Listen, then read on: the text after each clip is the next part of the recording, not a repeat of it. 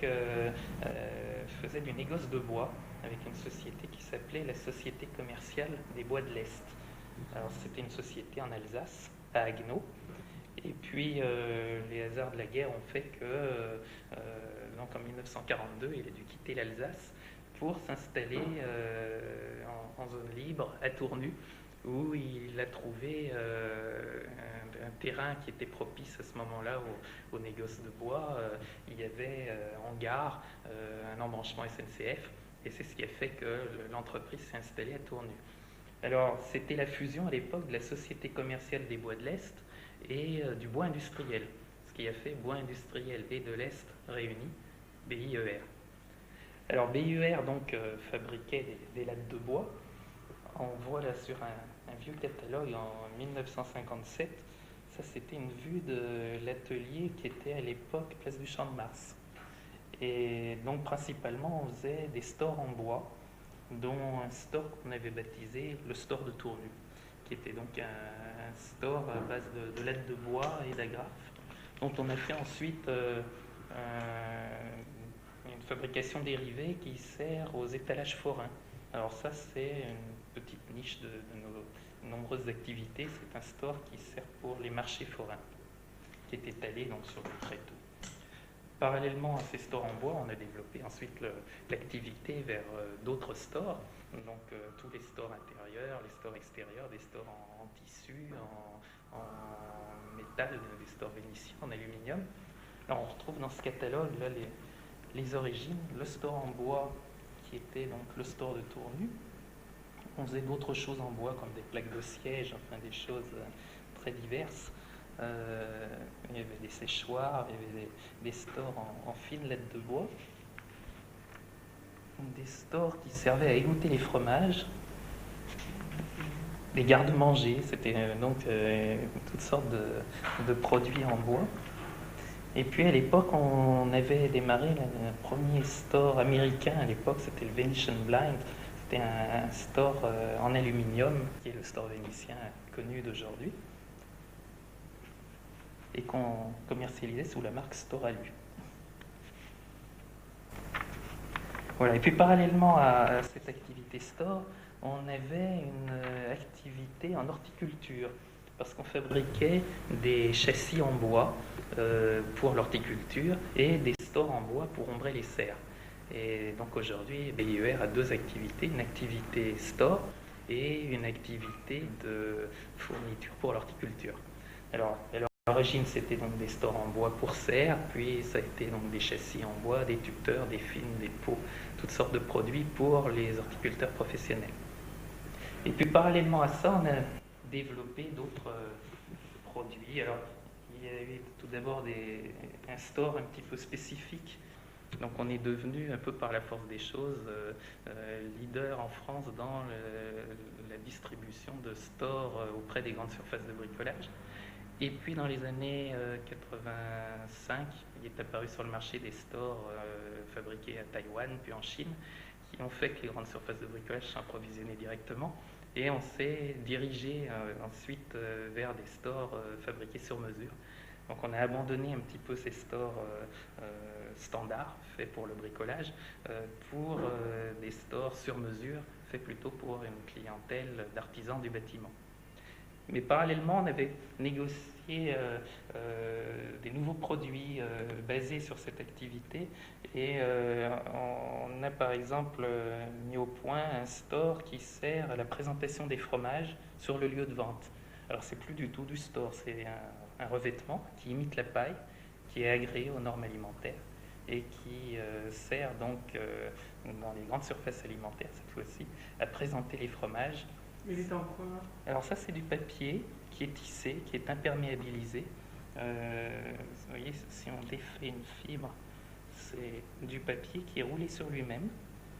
Et ce papier, donc, ensuite est tissé sur un métier à tisser. Voilà, à l'origine, donc, c'est une bandelette de papier. Cette bandelette de papier est repliée sur elle-même. Elle est tissée dans un métier à tisser. Et puis elle est enduite avec des produits colorants, qui sont des colorants alimentaires, et imperméabilisés.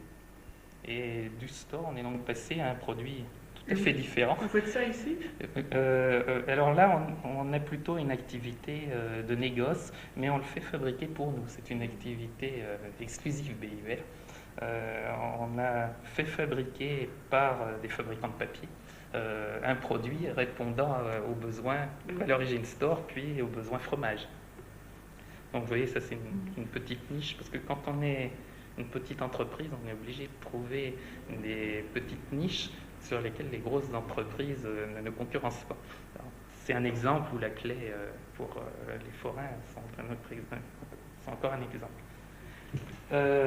On a aussi fait ensuite des lattes vernies dans différentes couleurs pour se spécialiser dans la fabrication de stores vénitiens en bois. Comme on voit l'exemple ici. Alors ça c'est un store qu'on faisait il y a très longtemps, mais il y a 30-40 ans, c'était pas encore très à la mode. On l'avait lancé un peu trop tôt. Et ça revient beaucoup à la mode maintenant.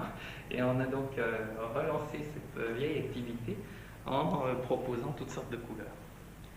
Et donc on est passé petit à petit d'une activité de distribution au quincaillier vers les grandes surfaces de bricolage, puis vers un store très sur mesure et donc très saisonnier. Ce qui fait qu'actuellement on a une activité très saisonnière. Donc on a cherché à trouver une activité de diversification qui nous occupe l'hiver, quand l'hiver il n'y a pas beaucoup de demandes de store. Comme on sait bien faire des lattes, on sait ce qu'on pourrait faire à partir de lattes pour occuper nos ateliers l'hiver. Et on a eu l'idée de faire des patchwork en bois. Alors ça c'est un projet d'une nouvelle diversification. Ce serait donc un jeu qui touche le loisir créatif pour des gens qui veulent occuper leurs enfants l'hiver quand il ne fait pas beau ou faire des travaux manuels. C'est donc des morceaux de nos lattes de store vénitiens qui sont découpés en forme géométrique, des carrés, des triangles, des losanges, pour faire soi-même des patchwork en bois. Et avec ce projet-là, on aurait une activité complètement diversifiée, mais qui nous occuperait l'hiver à l'époque où on vend beaucoup moins de store. Et l'idée revient à qui?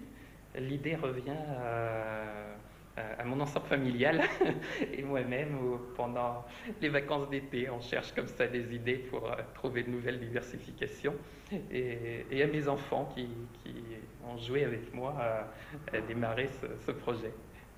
Alors l'entreprise, vous voyez, était créée par mon grand-père. Ensuite, mon père a repris le flambeau. En premier lieu, on devait être en gare de Tournu.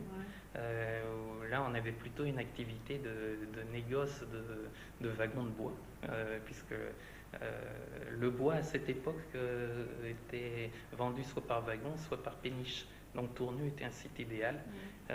Et ensuite, petit à petit, on a eu des locaux dans Place du Champ de Mars. On avait d'autres locaux rue des Convois, dans lesquels on fabriquait les stores vénitiens en alu.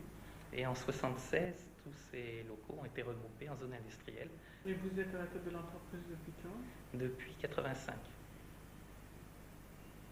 Vous avez combien d'ouvriers? Alors on est 37 personnes actuellement.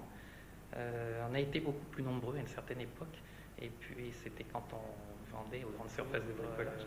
Et d'un seul coup, on a perdu à peu près 80% de notre chiffre d'affaires store en 3-4 ans. Donc il a fallu très rapidement se reconvertir et trouver d'autres débouchés. Et bon, c'est débouchés dans un premier temps étant très saisonniers. On n'avait plus la possibilité de faire du store standard l'hiver. Donc on a dû être moins nombreux, ayant beaucoup moins de travail. Mais maintenant ça repart, on a des projets.